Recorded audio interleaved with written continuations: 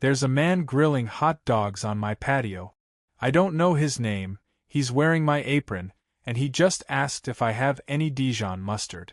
Behind him, 3 kids are cannonballing into my pool, a woman is using my garden hose to rinse off her dog, and someone parked their Honda Civic on my actual lawn. And all of this is happening on my property, my private backyard that I paid for, maintain, and explicitly have fenced and deeded as mine. At first, I think I'm hallucinating. Maybe I blacked out and woke up in an alternate universe where I Airbnb'd my house without knowing. But then I see her, Karen. Khaki capris, oversized sunglasses, clipboard in hand like some suburban general inspecting her troop. She's walking around like she owns the place, which is funny, because last I checked, her house is 4 doors down and nowhere near this disaster she's orchestrating on my turf. That's when it hits me. This isn't a misunderstanding. It's a full-blown turf invasion. And if she wants war, she picked the wrong backyard. It all started 3 months ago when I moved into what was supposed to be a peaceful cul-de-sac on the edge of Cascadia Hills. I work remotely as a software engineer, which basically means I spend my days talking to people in 3 time zones while wearing pajama bottoms. All I wanted was a quiet place with decent Wi-Fi and enough yard to install a grill and maybe a hammock.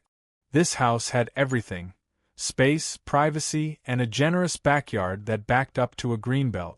It was perfect, until I met Karen Thompson. Karen is the self-appointed queen of the HOA, though no one remembers ever voting for her. She's got that permanent squint that screams suspicion and a tone that turns every sentence into an accusation.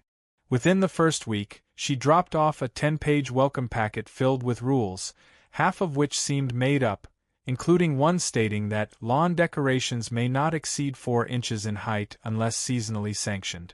Whatever that means. I smiled, nodded, and mentally filed her under handle with extreme caution.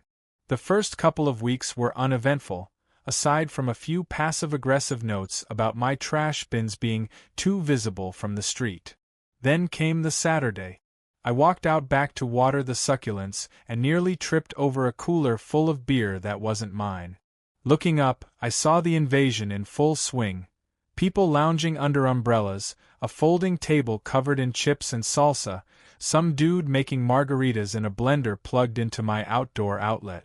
My outdoor outlet. I tried to approach calmly. I tapped the guy at the grill on the shoulder and asked, "Excuse me, but what's going on here?" He smiled like I was the weird one and said, "Oh hey, Karen said we could use the community space today. Great spot, by the way.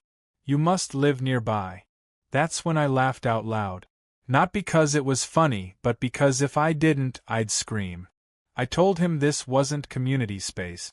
It was my backyard. He blinked, then pointed at Karen, who was holding court by the pool and handing out reusable plates.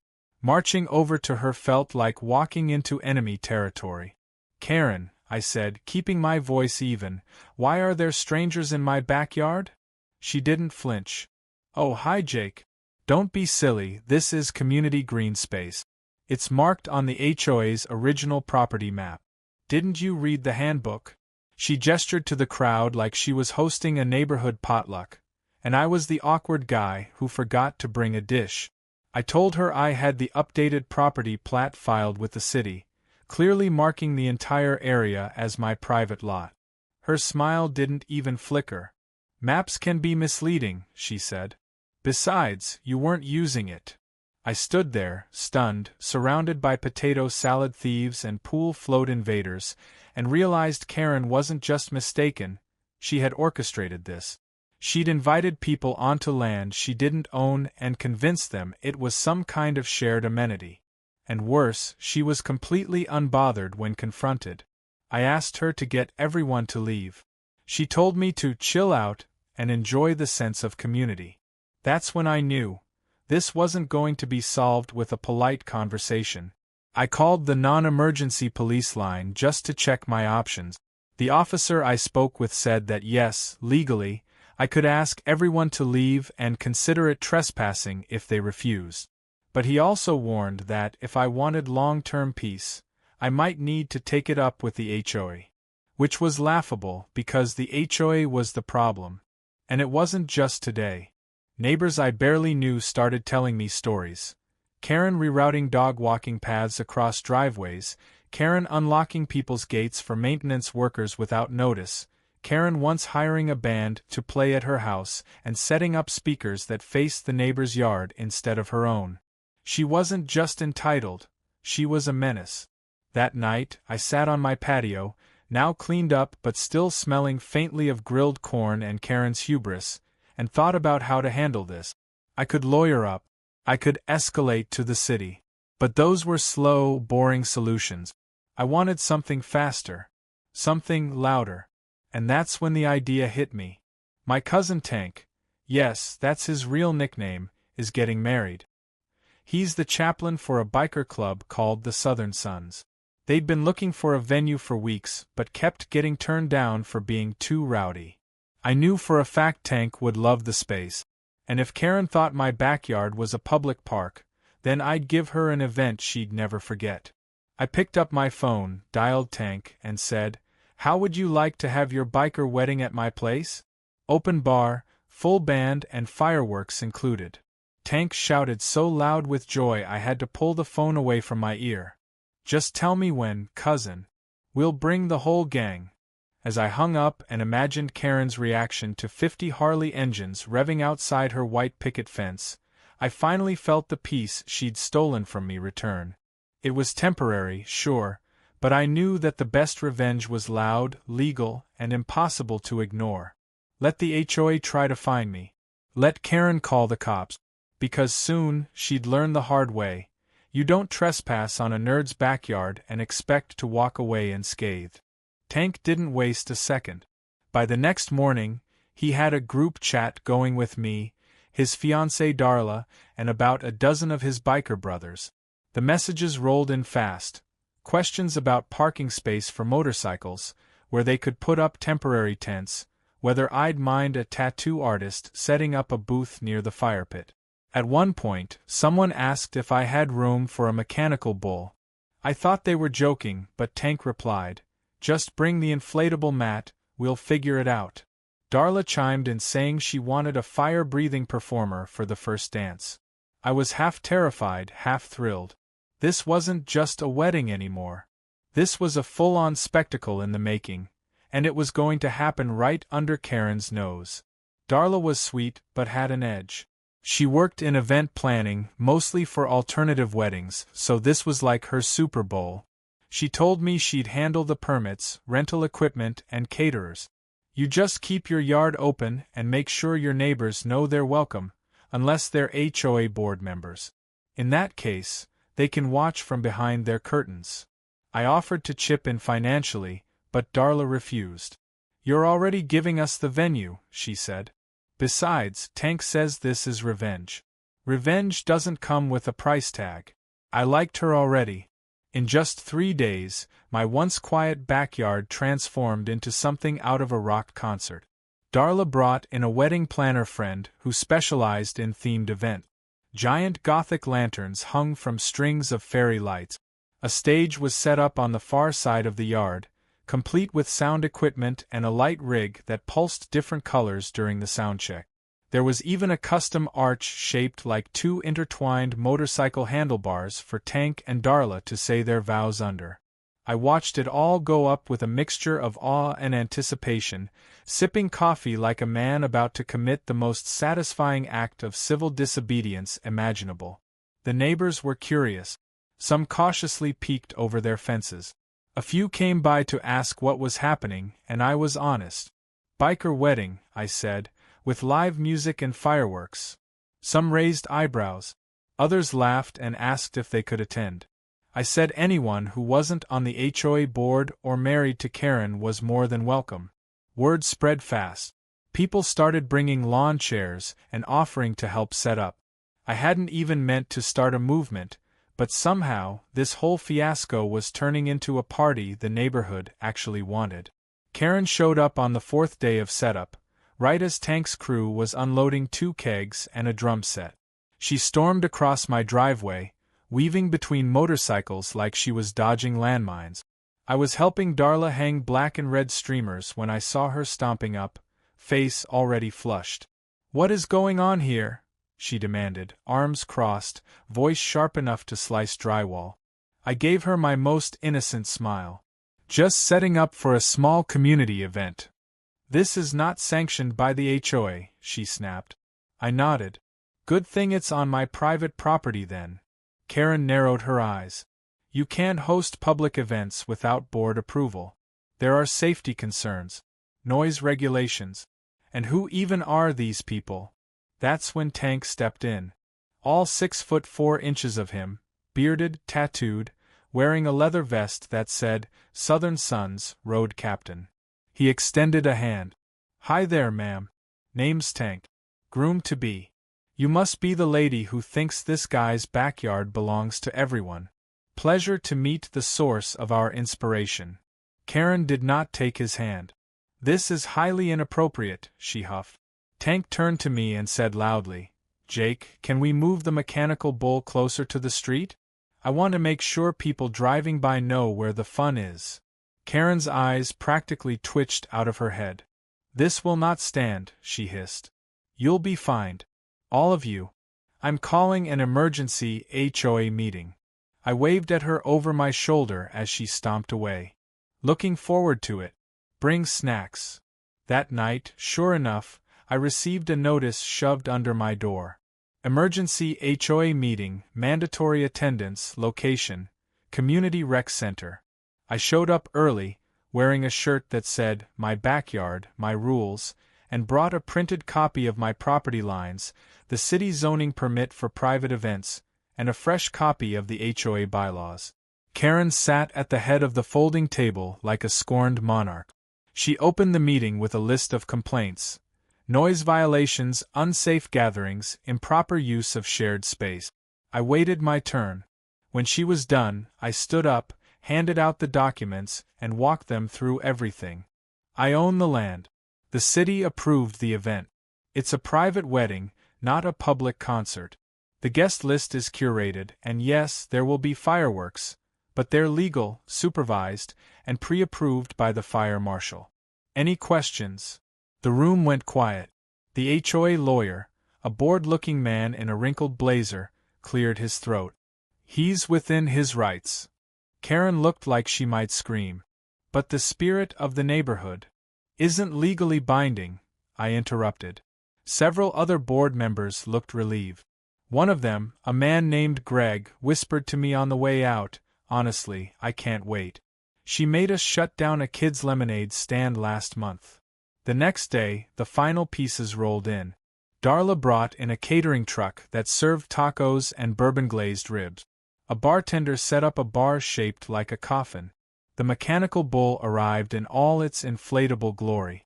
And then came the cherry on top: a beat-up van with the words "Big Bang Pyro Company" spray-painted on the side.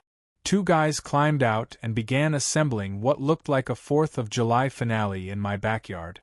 They wore matching shirts that said, "We make noise look beautiful." Karen was spotted that afternoon standing on her roof with binoculars. I waved. To keep my own sanity, I had soundproof insulation temporarily added to my bedroom and office. I also parked my car in a neighbor's driveway in case Karen tried to get it towed. Every contingency was covered. The day before the wedding, Tank gave a speech at the final walkthrough. "This isn't just a wedding," he said. "This is a stand for property rights, for love, and for the right to party without HOA tyranny. Let freedom and fireworks ring." Everyone cheered. I nodded quietly, watching Karen's blinds twitch across the street. She had no idea what was coming. And honestly, that made it even better. The morning of the wedding started with the deep, unmistakable rumble of motorcycle engines rolling in like thunder. I was still brushing my teeth when the first group arrived, 10 bikes strong, perfectly synchronized, flags flying, leather gleaming in the morning sun. They lined up along the street like a cavalry of chrome and rebellion. The neighbors came out in bathrobes, coffee mugs in hand, staring with a mix of awe and panic. Some waved. A few filmed. One elderly couple even brought out folding chairs to watch. But from across the street, behind a perfectly trimmed hedge and two gnomes dressed like firefighters, Karen stood frozen on her porch, mouth open, one hand gripping her pearl necklace like she'd just witnessed a crime scene. By noon, the entire block felt transformed. My yard had been converted into a full-blown wedding festival. The arch was up, decorated with black roses and miniature skulls in top hats. The taco truck was already serving brunch burritos. A cover band was doing a sound check, blasting a heavy metal version of Here Comes the Bride that actually sounded kind of amazing. Tank arrived in full gear, flanked by his best men, all in matching denim vests with patches that read, "United by Road, Bound by Love." Darla wasn't far behind, riding on the back of her cousin's chopper, her wedding dress flowing behind her like the flag of some newly declared nation. The ceremony was scheduled for 4, but people began gathering hours earlier. Guests brought gifts, lawn chairs, coolers, and enough beer to sink a canoe. My neighbors, well, the cool ones, mingled like they were at Coachella. Karen made 3 separate appearances, each time stomping around the perimeter, whispering furiously into her phone. At one point, she pointed directly at a man roasting corn over a portable flame and yelled, "That's an open fire violation." The man, without breaking stride, responded, "Ma'am, I am the fire marshal," and proceeded to offer her a roasted ear. She stormed away in a huff, clutching her clipboard like it was a shield. Then came the ceremony. At exactly 4 o'clock, the band went silent, and the revving of engines took over. Each groomsman rode down the makeshift aisle on their bike, stopping just short of the altar and forming a roaring semicircle. Tank entered last, helmet under his arm, eyes shining. Darla appeared at the top of the deck stairs, radiant in a white leather dress with silver chains draped across the bodice. Her veil was made of lace and black mesh, and as she descended the steps, the band played a slowed-down, haunting version of Sweet Child O' Mine. It was oddly perfect. The vows were surprisingly heartfelt. Tank promised to always carry extra fuel, both literal and emotional. Darla vowed to never complain about oil stains on the driveway.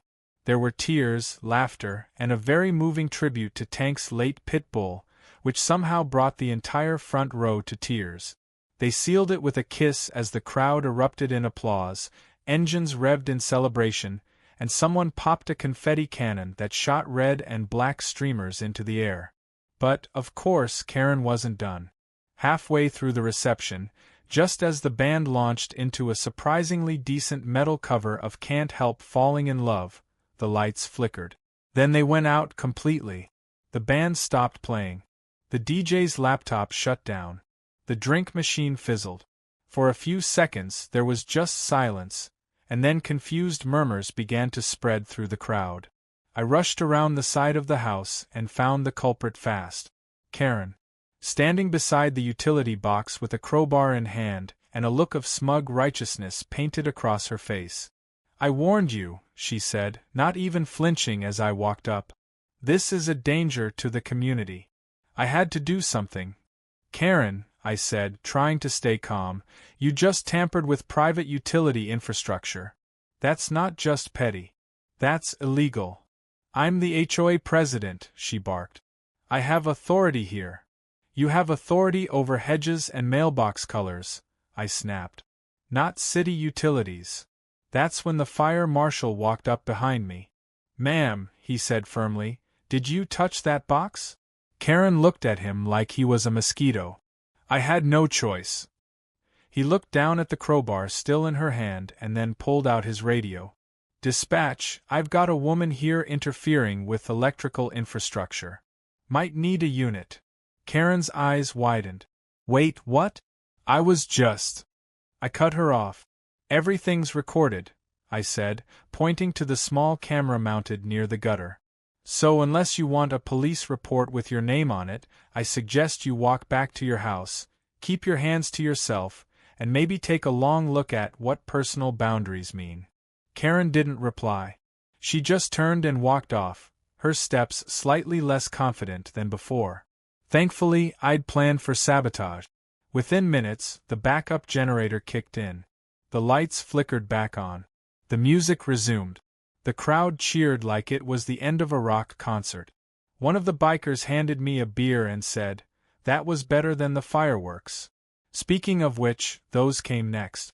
At exactly 8:30, the sky lit up with the first blast. It wasn't just a few sparklers either. These were full-blown, professionally launched pyrotechnic. Blues, reds, silver bursts that exploded into cascading showers. The crowd gasped and clapped as the sky danced. Kids whooped with joy. One guy even proposed to his girlfriend right then and there, holding up a ring as a heart-shaped firework exploded behind them. Karen made one last attempt to ruin it all. She marched down the street in her robe, holding a garden hose like it was a weapon. But as she approached, the fire marshal and 2 police officers, who'd been invited and were eating tacos, stepped in her way.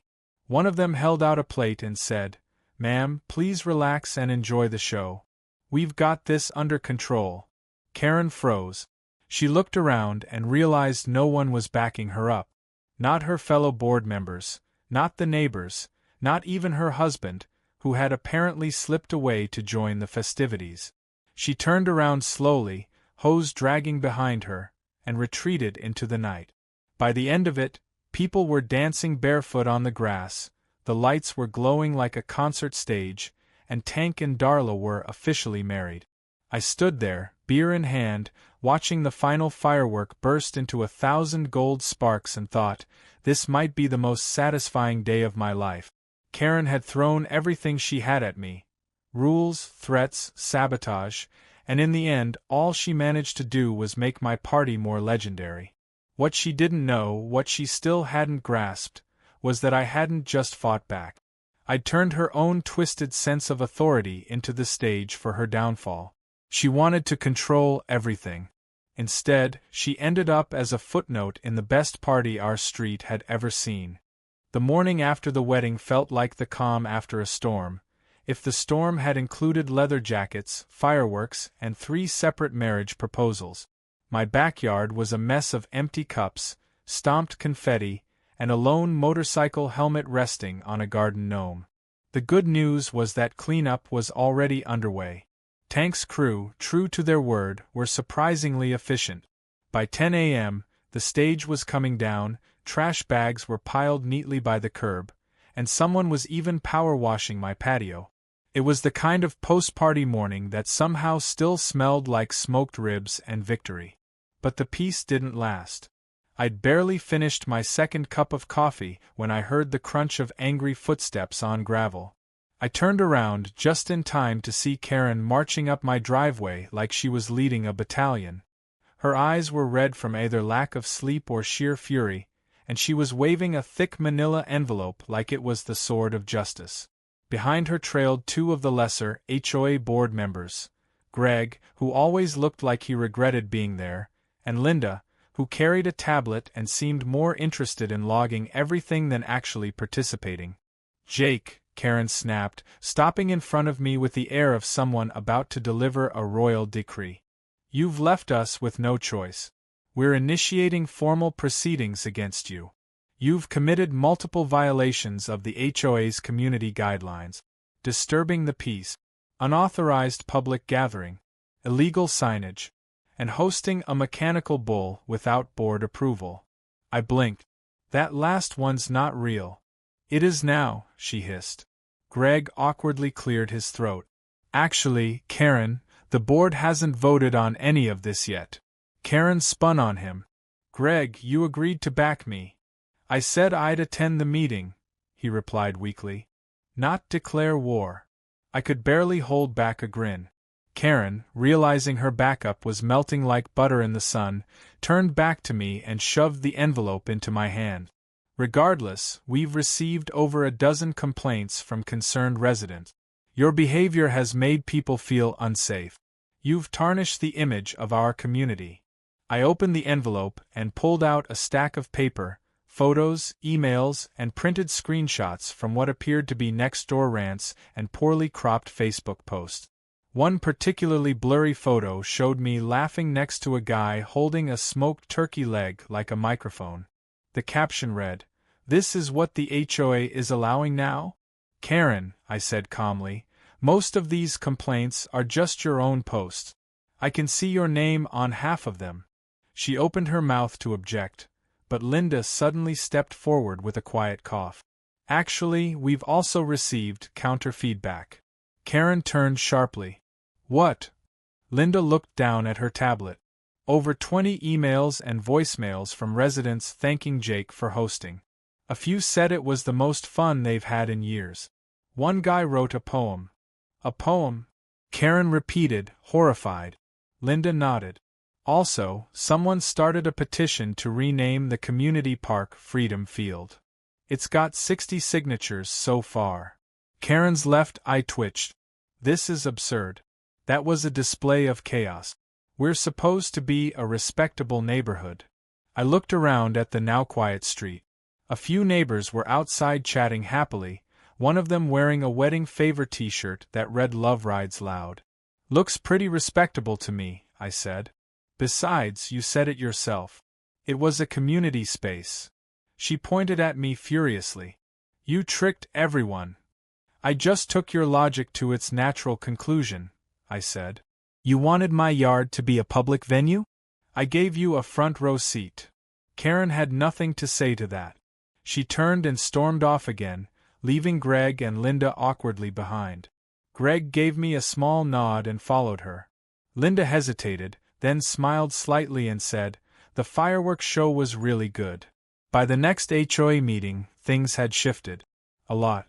Karen tried to rally her usual allies, but they were suddenly less enthusiastic. Turns out, a lot of folks had enjoyed themselves at the wedding. More importantly, many of them had realized just how exhausting Karen had become. Someone pointed out how she fined them for having a decorative frog statue that was too whimsical. Another brought up the time she banned inflatable holiday decorations because they encouraged tackiness. The mood in the room wasn't just against me, it was turning against her. I stood up, presented my case, and ended with a video montage I had thrown together the night before. It included clips from the wedding, footage of Karen attempting to cut power, and a slow-motion pan across smiling neighbors, kids dancing, and one guy fist-pumping during the fireworks finale. The last frame was a shot of my deed, zoomed in on the property line. There was silence when it ended. Then someone clapped. Then more joined in. Karen didn't clap. Instead, she stood and gave one of the most chaotic, spiraling speeches I've ever witnessed. She accused me of inciting a coup, manipulating the neighborhood, and undermining the values of suburban civility. She even claimed I trained a dog to bark every time she walked past my house. I don't even own a dog. The vote to remove her as HOA president passed with an overwhelming majority. And the twist? The woman nominated to replace her was Darla. Turns out, she and Tank had decided to buy a house in the neighborhood after the wedding. She got her real estate license approved just in time to attend the meeting as a full-fledged resident. When someone jokingly suggested she should take over the HOA, she laughed, and then agreed. "Honestly," she said, "after planning that wedding, running a neighborhood will be easy." Karen left the meeting in stunned silence. Her rule was officially over. In the following days, things started to change. The new HOA board revised the bylaws to remove half the ridiculous rules Karen had installed over the years. Decorative frogs were now fully allowed. Inflatable Santas made a comeback. People started hanging out more, inviting neighbors over, even hosting driveway movie night. It was like the neighborhood took a deep breath for the first time in years. As for me, I received thank you notes, home-cooked meals, and one very enthusiastic hug from the guy who proposed during the firework. My yard remained my yard, but now it was affectionately referred to as the venue. Someone even made a Google Maps listing for it as a joke. I didn't mind. I'd earned that reputation. Karen, meanwhile, went quiet. For weeks, no one saw her.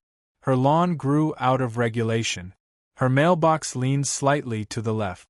She didn't post on Nextdoor, didn't show up at meetings, and didn't file a single complaint. It was almost eerie. Until one day, a big moving truck showed up. Karen was gone by nightfall. She left no forwarding address. No goodbye. Just a single handwritten note posted to the community bulletin board that read, "Some people don't appreciate order." Someone crossed it out and wrote underneath, "Some people don't appreciate tyrants."